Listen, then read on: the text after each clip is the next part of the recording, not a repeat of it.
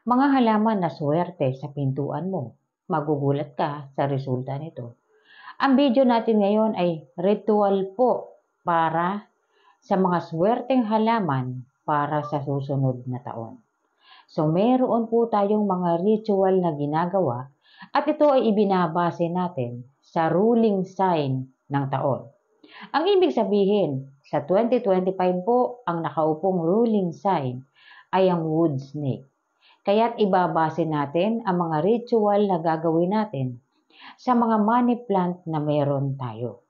Mahalaga po yun sapagkat kaya tayo naglalagay ng mga halaman na ito dahil ito po ang makakapag-enhance sa mga good luck energies na dala ng Year of the Wood Snake. Kailangan po yun. Inaayon natin ang mga halaman o anumang pampaswerte na meron tayo dahil kung outdated yan o hindi natin naiayon, hindi natin mararamdaman ang mga good luck energies, kinakailangan po yung ilalagay natin sa tahanan natin ay nakakapag-enhance o umaakit ng swerte dahil ito ang kailangan ng taon. At mayroon po mga karagdagang halaman na dapat mayroon ang ating tahanan. Karamihan po sa atin, alam na natin ang mga money plant na ginagamit kapag tayo ay sasalubong sa bagong taon. Kaya't sa video natin ngayon, ritual ito gamit ang mga halaman o ang mga money plant na swerte sa susunod na taon at ano nga ba ang idadagdag ninyong halaman na kinakailangan sa taon ng wood snake. Nais ko pong sagutin ang mga comments nung nakaraang mga video ko. Ang astrology po ay hindi relihiyon. Ito po ay pag-aaral. Tayo ay umaakit ng good luck energies mula po sa nature o mula sa kalikasan. Ang pananalig natin sa Panginoon, yan po ang magbibigay ng kabuuhang swerte sa atin. Tinutulungan nating akitin ang mga good luck energy sa ating kapaligiran dahil ito po ay nagdudulot po ng swerte. Kung nakikita ninyo ang mga halaman sa labas ng inyong bahay, masisigla silang lumalago, lumalaki kapag nasisikatan ng araw. At ganun din kapag nadidiligan ng tubig. Pwede nating i-attract ang mga good luck energy sa ating kapaligiran nang hindi natin nakakalimutan ang ating paniniwala sa Diyos. Huwag po natin kakalimutan, may Panginoon po tayo na nag-guide para sa atin. Kung mahilig ka sa ganitong mga video, huwag kalimutang mag-like, mag-subscribe, at i-share mo na rin para malaman ng iba ang kanilang mga swerte sa buhay. At maraming salamat po sa lahat ng nag-subscribe, sa lahat ng sumuporta, at sa lahat po ng walang sawang sumusubaybay sa aking video. Maraming salamat po. Sana po matulungan kayo ng sinishare o ina-upload kong video. Maraming salamat po.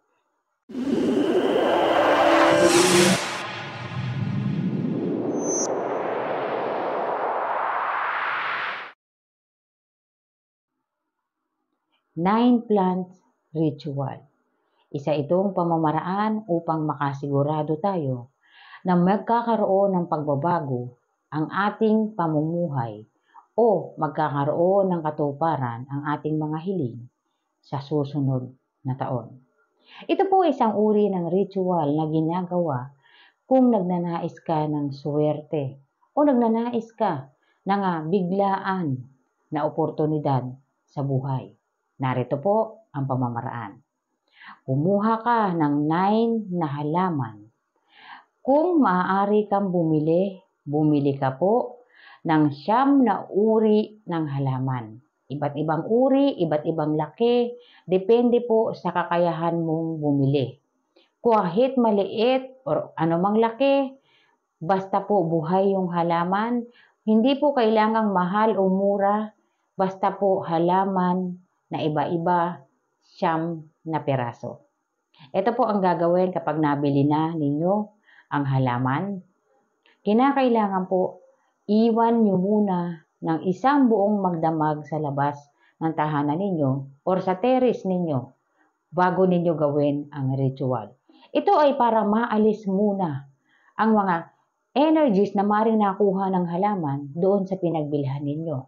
Sunod na gagawin, ihilera sa pintuan ang halaman. Maglalagay ka po ng halaman sa iyong kusina, sa iyong southeast, sa iyong living room, sa iyong front door, o maging sa iyong front entry hanggang sa maubos mo ang 9 na piraso na yan. Pagkatapos, hahayaan mo yan ng 27 days. At kung magkakaroon ng malalanta o mamamatay, palitan mo po ng bago hanggat hindi natatapos ang 27 days. Swerte po yan. Mayroong mga biglaang oportunidad na maaaring magdulot ng malaking kita o maging ang malaking halaga ng pera. Sunod, para naman sa ang tahanan ay diretso na. Ang ibig sabihin, ang tahanan ninyo, kung nasaan yung sala, dyan na rin kayo humihiga, andyan na rin ang kusina ninyo, andyan na rin ang living room. Ito po ang ritual na para sa inyo. Sapagkat hindi ninyo maikakalat yung 9 na halaman dahil diretso na ang tahanan ninyo. Ito po ang pwedeng gawin. Tinatawag po ang ritual na ito na 333. 3 po. Group of 3 po ito at kinabibilangan ito ng 3 uri ng halaman na nakagrupo sa 3. So ito po ang gagawin. Bumili ng 9 na halaman, anuman ang laki, anuman ang presyo, basta bagong halaman. Kailangan po bagong halaman para bagong enerhiya. Igugrupo mo sa 3. Maglagay ka sa kusina, maglagay ka sa southeast, maglagay ka sa front door.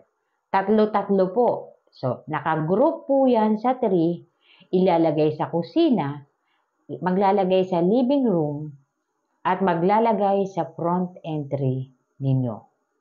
Ganon din po ang gagawin, hahayaan ng 27 days, kapag namatay o nalanta, palitan ka agad.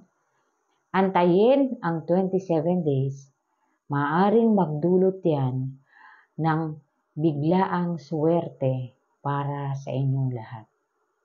Ang mga ritual na yan ay inaayon po sa kung ano ang ruling sign at kung ano ang period na meron tayo. Tandaan po natin mabuti, kapag gagawa ng ritual, siguraduhin ninyo na pinaniniwalaan ninyo or nagmamanifest kayo para hindi masayang ang ginagawa ninyo. Sapagkat umaakit tayo ng enerhiya mula sa kapaligiran at maaari itong magdulot ng swerte. At narito po ang dagdag na halaman para sa Year of the Wood Snake kung nagnanais po kayo ng swerte sa negosyo o maging ang stability sa susunod na taon. Mga dagdag na halaman para sa Year of the Wood Snake 2025, ang halaman na ito ay makakatulong upang mabalanse ang mga enerhiya o makaakit ng swerte sa pera. Unang-una po, orange tree. So marami pong grafted orange na mabibili ninyo sa online. Merong mga mura lamang po. Bumili po kayo at yan ay ilalagay ninyo sa harapan ng tahanan ninyo.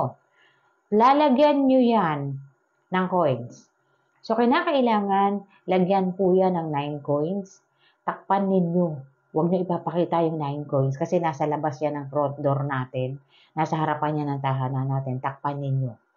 At po pwede rin kayong gumamit ng kumquats. So mura lamang po ang kumquats. Pwede po ang lemon.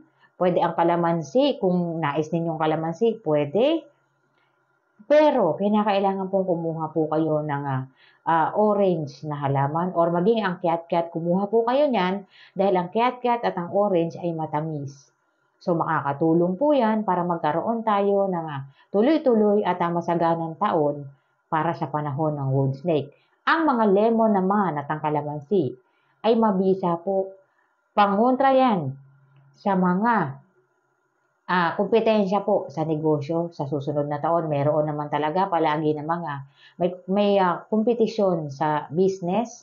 Pangontra po yan at para magkaroon ng proteksyon ang ating mga wealth sa susunod na taon. Mahalaga po, magdagdag po kayo, maraming mabibiling mga sweet orange o kiat-kiat, maging ang kumquat po, nabibili na ngayon sa online ng mura lamang. Maglagay po kayo sa tahanan ninyo. Malaki ang maitutulong niyan. Maging ang Chinese rose po na kulay pink. Bumili po kayo, pwedeng ilagay sa southwest, pwedeng ilagay sa south para po ma-maintain yung fame and reputation ninyo. Lalo na kung kayo po ay mayroong posisyon sa inyong pinagtatrabuhuan or sa company ninyo. Mahalaga na ang ating pangalan or ang fame at reputation natin ay napapangalagaan. So, meron po mga Chinese rose na pink, mura lamang po yan. So, less than 100, meron yan. Yung malaki niyan, 100 plus, mura lamang po yan. Kumuha po kayo or bumili kayo ng Chinese rose. Kabilang po yan sa mga swerteng halaman. Alam na natin kung ano yung mga money plants, kagaya ng jade. Aloe vera po, kabilang po sa maswerte para sa susunod na taon. Kaya kung meron kayong mga aloe vera, pwedeng ilagay sa south area ng ating tahanan. Pambalanse po yan. Mahalaga po yan para ma-balance ang mga energies sa susunod na taon kung meron kayo. Ilagay ninyo yan sa south area ng inyong tahanan. Maraming salamat po sa panonood.